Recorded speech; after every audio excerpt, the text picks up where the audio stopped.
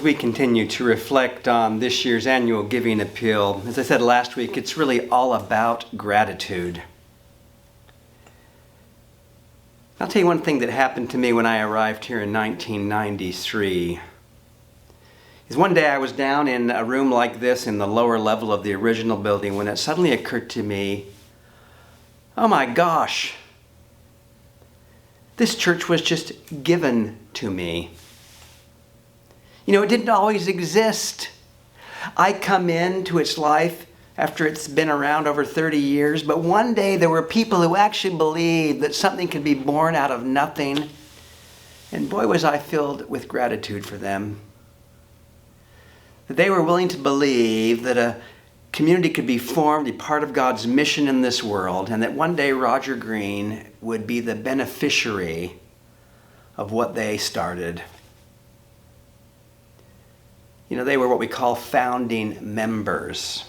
People like Bill Jameson and Charles Wright and Eugene Hargrave.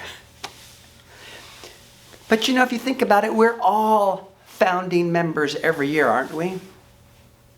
You know, the church is just constantly refounded, renewed by new people who come into it and say, I want to be part of what God is doing in the world.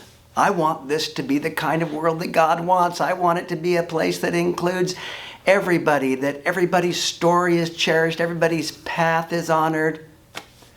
Everybody will have a place to belong. And so when we give our financial resources to support the ministry of St. Timothy's, we found this ministry yet again. I can't tell you how grateful I am for those founding members, but also how grateful I am for those of us who are more recent founding members. As you reflect on what you want to give back to God to support the mission of the church, give thanks that there were people back then who made possible what we are part of now. And I'll bet you this, 30, 40 years from now, there will be other people who come here long after we're dead and gone, who will be grateful that you and I have once again refounded this community. Thank you for your generosity, and thank you for listening.